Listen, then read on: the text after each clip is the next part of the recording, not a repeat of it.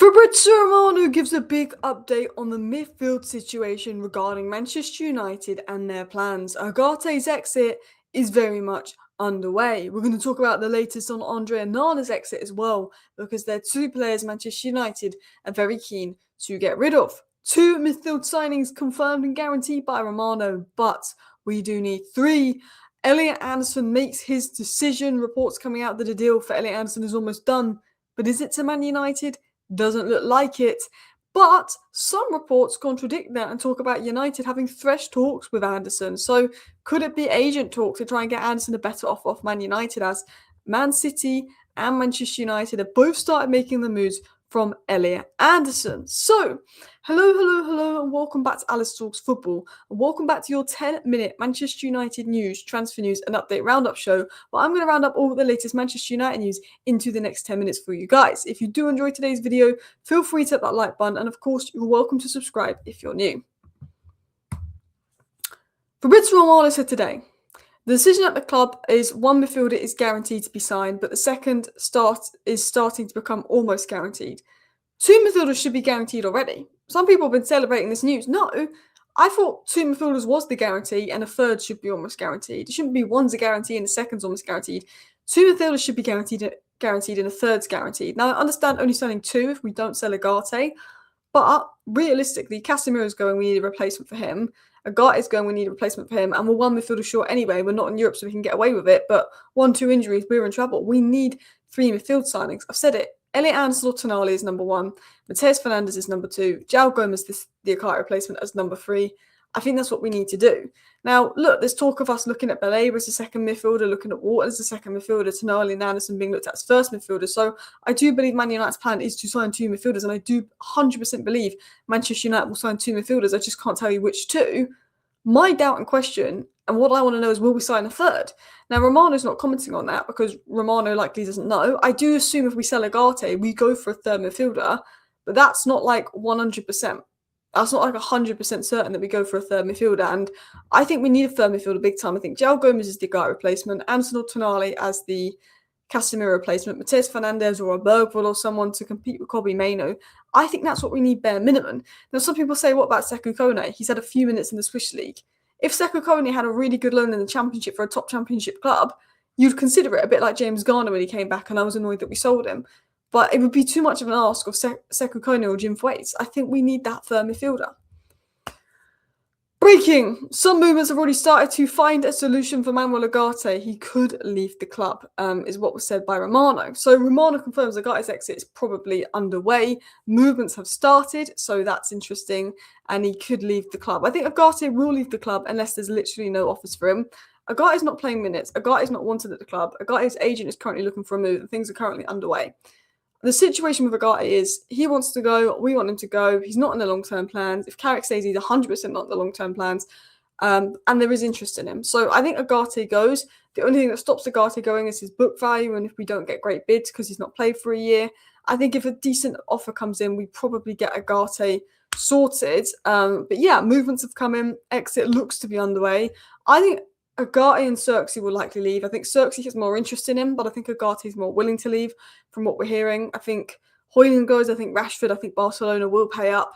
And Nana, that's going to be a difficult player to get rid of due to wages. That is probably going to be the difficult one. Now, I want to talk about Elliot Anderson because there's interesting news coming out on Elliot Anderson suggesting a deal could be done.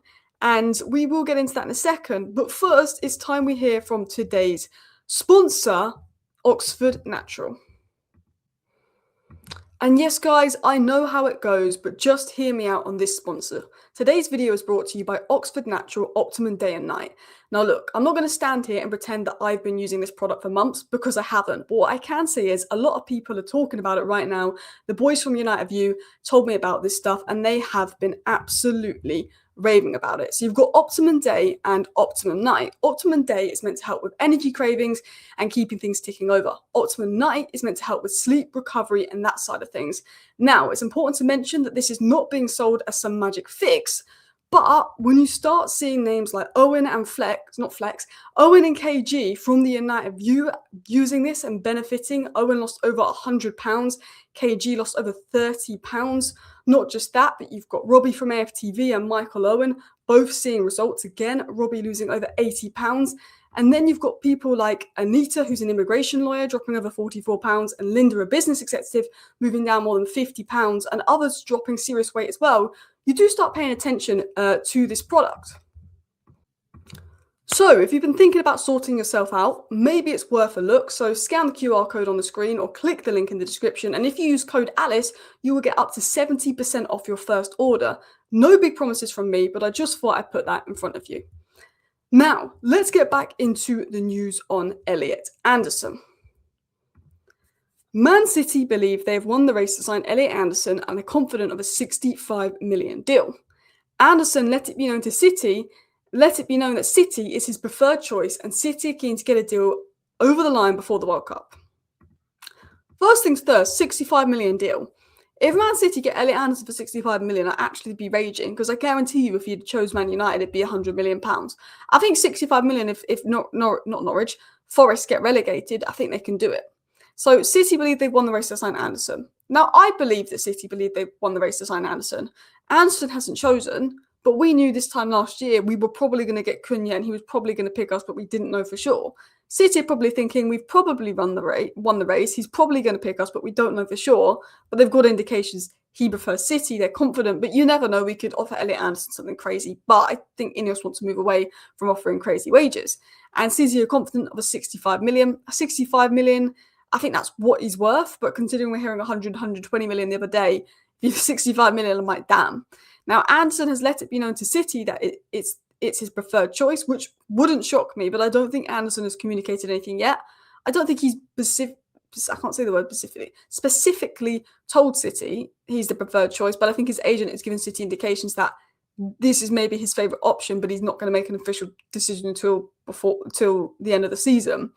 However, maybe City with the World Cup coming up are pushing to get a deal over the line. There's talk that Man City and Man United are both stepping up in the race for Anderson because they know if he has a good World Cup, his price could double. Now, Romano was asked on this today, obviously after this news came out, and he said that Elliot Anderson is both a target for United and City. City, he said, and this is the interesting thing I can't speak today. Let me slow down. And this is the interesting thing from Romano, but he said City have already started negotiations with his camp, but any deal depends on Nottingham Forest's final position. So he's basically saying City have started negotiations with Anderson.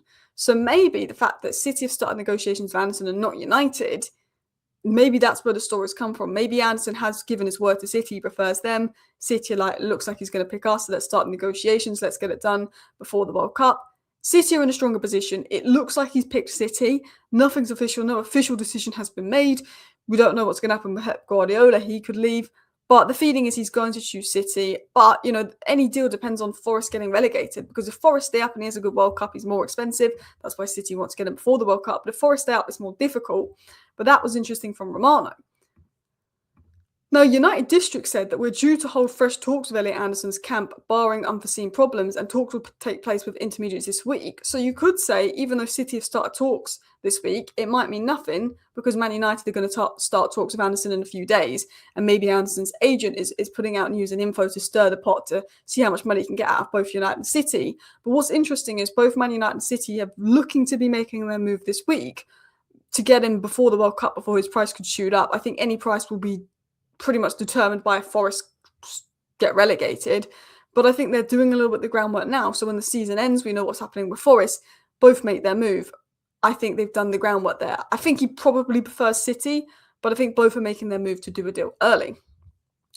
Now, last but not least, I want to talk about Ugarte and Onana. Because obviously Ugarte and Onana is on loan in Turkey, and they obviously want to keep Ugarte and Onana over in Turkey, and Besiktas also have interest in him. But Saudi Arabia is still an option for Onana. He did have interest with FC Neom last year, said Chris Wheeler and Nathan Salt. Sorry, they said he was linked to FC Neom last year, said Chris Wheeler and Nathan Salt. There's been a lot of talk of if we get Champions League football, Onana's wages go up 25%, he's going to be even harder to move on because he wants to come back and fight for his place. United apparently have made it clear to Onana, we want you sold, we want you gone, we want to move you on.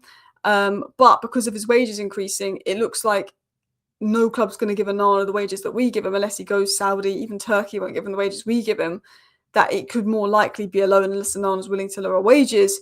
Look, I think he probably goes back to Turkey on loan, or he goes to Saudi. I think we kind of need Saudi to go in for him to get the deal over the line, because I don't think anyone's going to give him the wages we give him, and I think it'll be difficult to move on. And I don't think we sell him permanently. Also, his book value, I think we still need over 20 million. Would still need over 20 million for him, which I don't think we're going to get. Anyway, people, I hope you enjoyed today's 10-minute roundup. Thank you for watching. Bye.